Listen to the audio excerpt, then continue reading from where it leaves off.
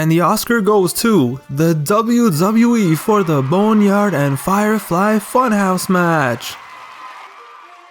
So AJ Styles is dead and John Cena has been erased from the universe. What a time to be alive. In a time where the world is on lockdown, in a world where the NBA, NHL, MLB, every single soccer league has been suspended, WWE still went out there and dropped WrestleMania with an attendance record of 0 after being pre-taped, split into 2 days, and taking place in a gym. WrestleMania 36 is in the books. Did it have some below average matches you expected to be better? Of course. Were there some weird finishes? Of course. It wasn't perfect. Far from it. But they still went out there and they gave us something different. They took chances, they experimented, they put their bodies on the line for us, they made us smile, they made us laugh in a time where we needed it the most, and against all odds, they put together a show that was unique and enjoyable. And did I mention the Undertaker casually committed a triple homicide and fled the scene on a motorcycle like it was GTA? Nah, for real though, if the WWE doesn't get an Oscar, I'm starting a riot. First up, the Boneyard Match. The Boneyard Match is legit one of the greatest things I've ever seen in wrestling history. It was a masterpiece. From the music to the setting to the trash talking, this was art. I'ma be honest, if you didn't like this match, you just don't like wrestling. I couldn't stop smiling ear to ear while watching this. Just when I thought, okay, that was good, GG, it got even better. So it starts off, there's a hearse and the Undertaker's old theme is playing and you're like, okay, let's go Undertaker, he's here. Time for the old man to wild out. And then the casket opens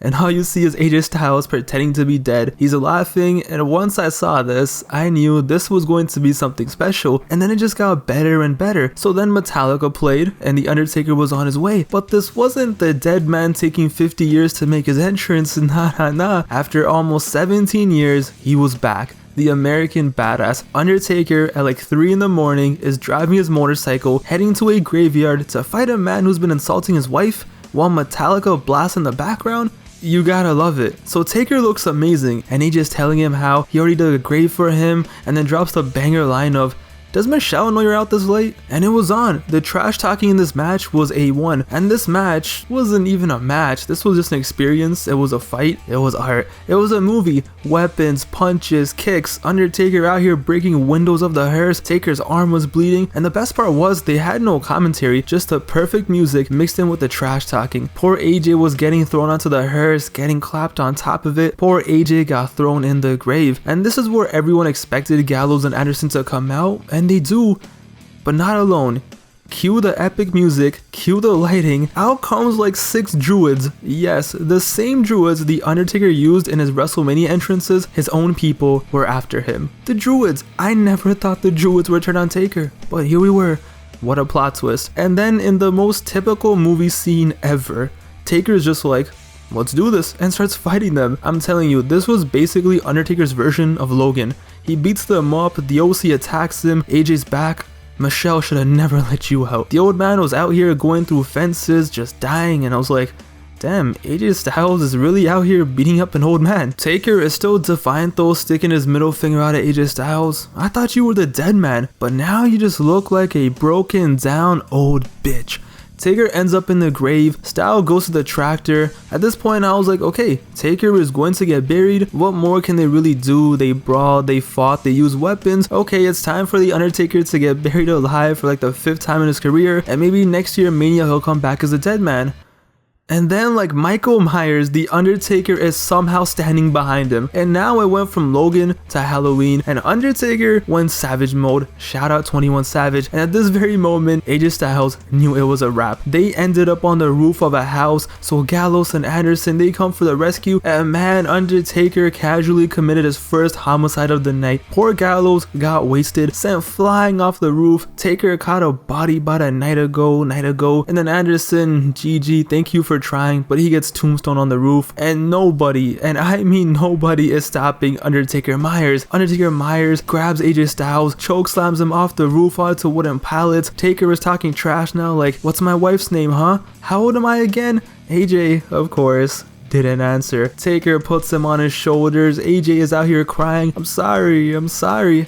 So Taker puts him down and is like, okay buddy, it's fine. You put up a hell of a fight, respect to you, etc, etc. Taker even hugged him, and Taker looked like he was about to leave, and Styles goes like, don't bury me. Come on, AJ, why would the Undertaker ever do that to you? Taker's leaving, but he turned back and kicked AJ Styles into the grave. Taker got into the tractor, he dumped the dirt onto Styles in the grave, and AJ Styles was buried alive. Rest in peace. Undertaker, like the badass he is, got on the bike, pyro is going off, and remember, that's where Anderson got tombstone, so rest in peace, he's burned alive now. Undertaker's symbol appears on the house, Metallica's playing, and he just drives away. Legendary. American Badass, after 17 years, showed up better than ever, mixed in with the superpowers of the dead man, he arrived, caught some bodies, and drove away. Iconic.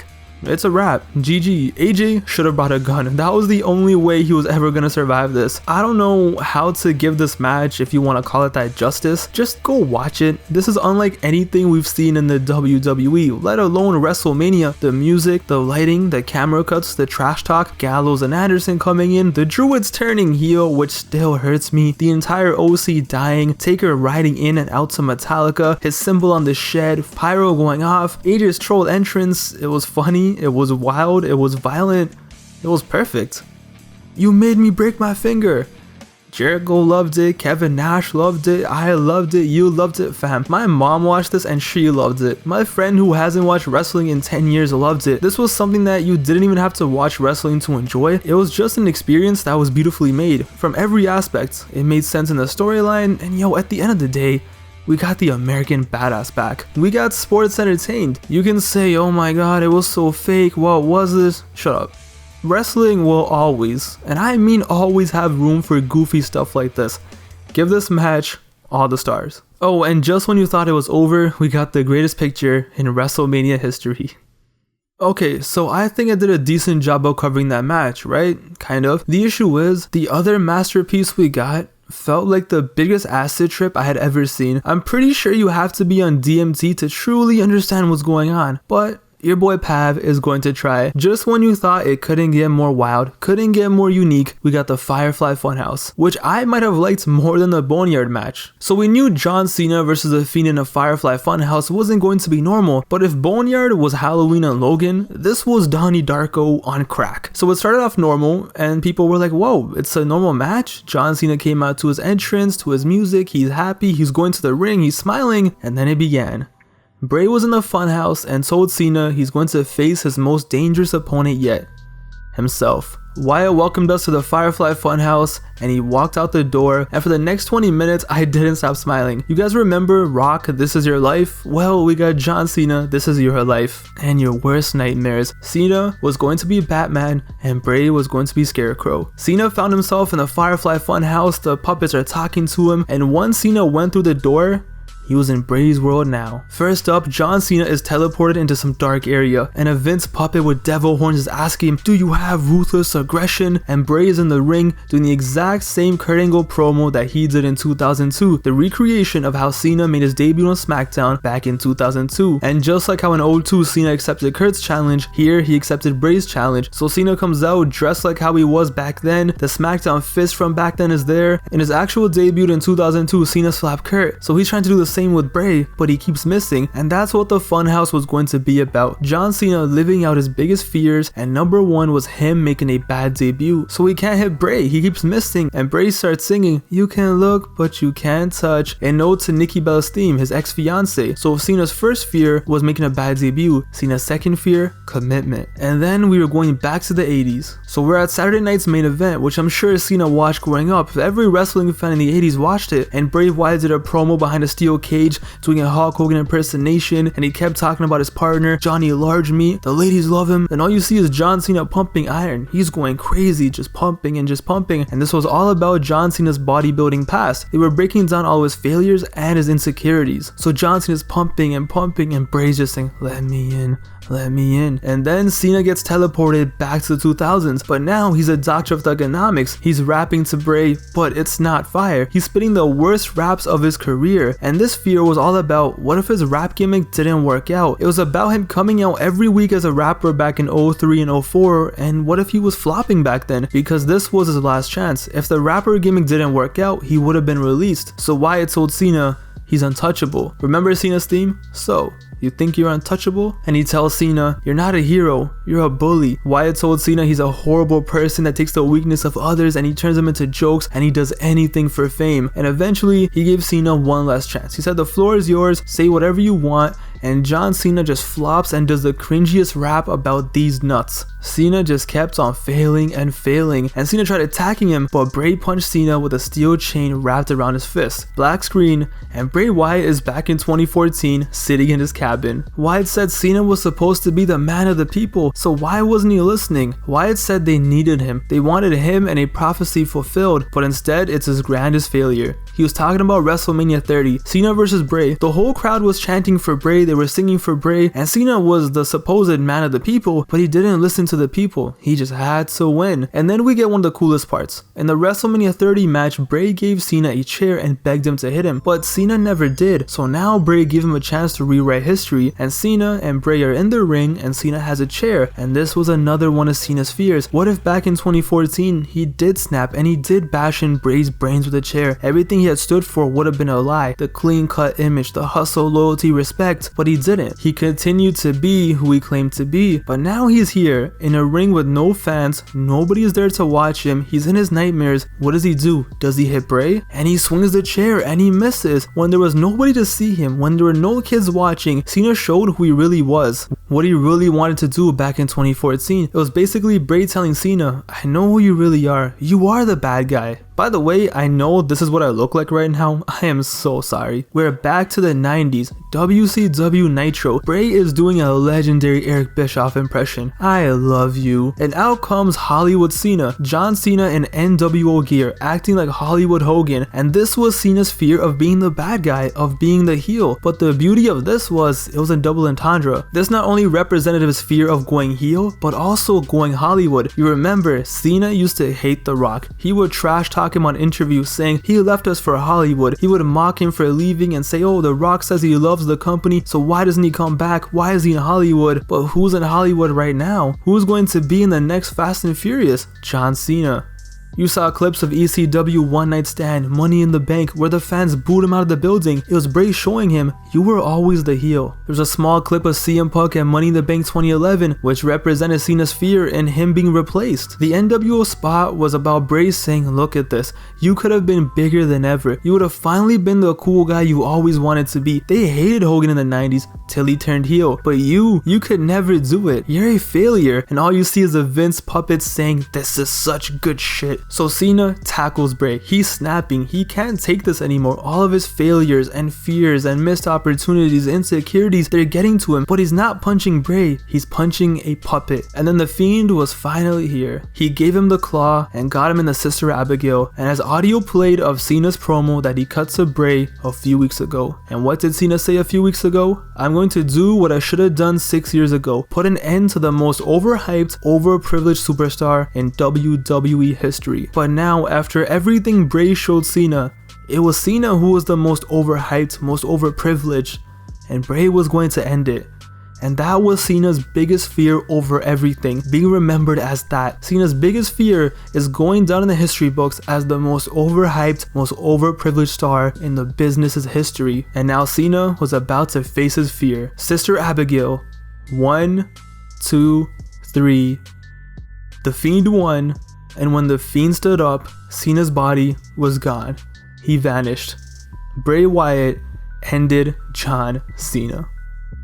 I was so invested, so intrigued, it was so well written, so many callbacks and references, it was so deep, and the storytelling was at its finest. It was Donnie Darko, it was a Twilight Zone, it was just captivating. Bray killed it, Cena killed it, the WWE with both the Funhouse and the Boneyard, they killed it. No live crowd, no issue. They took lemons and they made lemonade. They gave us something we will never forget, something that we're going to be talking about for years to come. It was just unbelievable. How can you not love wrestling? Where else would you get something like this? This was the best acid trip of my life. They went in a direction they rarely do. They acknowledged things they normally wouldn't. They went deep into the psyche of a wrestler, and they really touched on themes that I'd never thought the WWE would ever touch on. So this and the Boneyard match, they were just fantastic, and they were masterpieces. Two totally different matches, fights, whatever you want to call them, but they were absolutely perfect. This is just history. So my question to you is, Which one did you like better if you had to choose? It was just so cool how the Undertaker story was all about building up the dead man once again, creating the legend, the aura, bringing back Undertaker to be the Undertaker. And then you had the John Cena side, which was just like the assassination of John Cena. What I love was how WrestleMania was split into 2 nights. So Taker and Styles got the first night, they let it have its shine, and the next day they did Cena and Bray. 2-night Mania is a wonderful idea. So those were the heavy hitters. Those were the 2 matches that everyone is going to remember, but WrestleMania was still a good time otherwise. Like I said, it wasn't perfect, but I'm just happy we got it. We got something to watch, something to do. We had 7 hours of entertainment. In a time where ESPN is airing old WrestleManias and NBA players playing 2K, I'd much rather get this, so I'm just grateful for that. Drew McIntyre is now the WWE Champion. Was it the best match? No, but Drew is champion and closed out WrestleMania. Braun Strowman is Universal Champion. And think of all the ways they can go from here. Roman versus Braun, we all know that's going to be a banger. I'm not finished with you. Or they can do Braun versus Bray. Braun versus the man who brought him into the company, the man responsible for Braun being where he is. So those matches, they set up the future, but you still got some other great matches too. The triple threat ladder match was wild. They did some insane spots and they took some wild bumps, and Jimmy's trash talking was great. That's the thing with these matches with no crowd, is you get to hear trash talk that normally you rarely would hear because of the crowd. Owen versus Rollins at first was a regular match and it was fine, but it's hard to have a really good match in the ring without a crowd. So what they did was they had a 10-minute match and Rollins won by disqualification. So as Rollins is sneaking away and running away,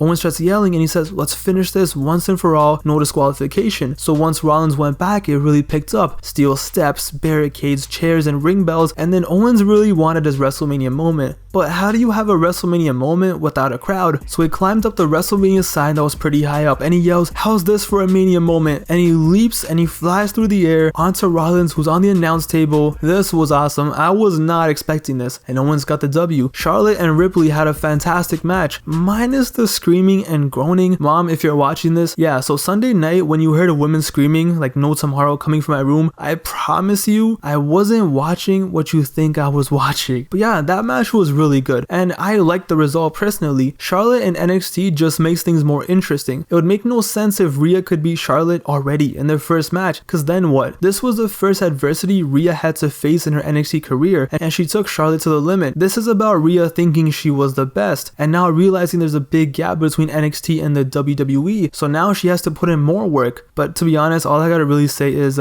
save us, Io Shirai, please. Edge versus Orton was straight up SmackDown Here Comes the Pain hardcore match, minus the helicopter in Times Square, but they gave us a full tour of the training facility and I liked it. Was it too long? Yes. They still killed each other and they did some super cool spots. Edge jumped off a ladder. How can you not be entertained? The starting with Randy being the cameraman was awesome, taking a page out of Edge's book, but at the end, after 35 minutes, Edge knew there was only one way to end this, and that's the same way it all started. He didn't want to do it, but he had to do it.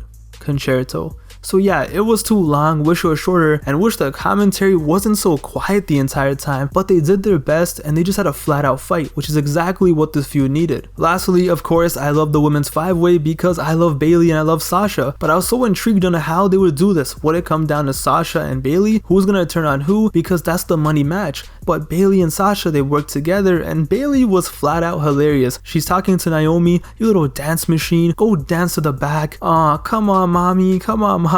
And when she almost got pinned, Cole was like, oh my, Sasha and Bayley almost got eliminated together, and she just screamed, no we didn't. The best part was Bayley tried saving Sasha, but Lacey hit Sasha and pushed Bayley, so Lacey pinned Sasha and Bayley just watched. She could have easily stopped the pin, but she didn't, just like Batista and Triple H back in the Elimination Chamber in 2005. Sasha wasn't aware, so she helped Bayley win later on, or maybe she did know. That's why she kept looking at the title like that. Regardless, that was the seed. Okay, that's the fucking seed, okay? Jesus Christ. That's the fucking seed. All in all, yes, we had some other matches with whack endings. The Kabuki Warriors should have won. Becky and Shayna was a disappointment. It wasn't perfect, but it was a damn good time. It was enjoyable. It was easy to watch because it was split into 2 nights. It was unique. It was different. We got 2 new world champions. Sasha and Bayley is heating up. Edge is back. And we got 2 of the most creative and special matches in WWE history. Somehow a WrestleMania that took place in front of no crowd reminded me why I love wrestling so much. Regardless, thank you guys for watching. I hope you guys enjoyed. This might not be in the same quality as my other videos, but I made this in like 6 hours and I tried my best. Regardless, thank you for watching, hope you enjoyed, and stay tuned for more content coming soon.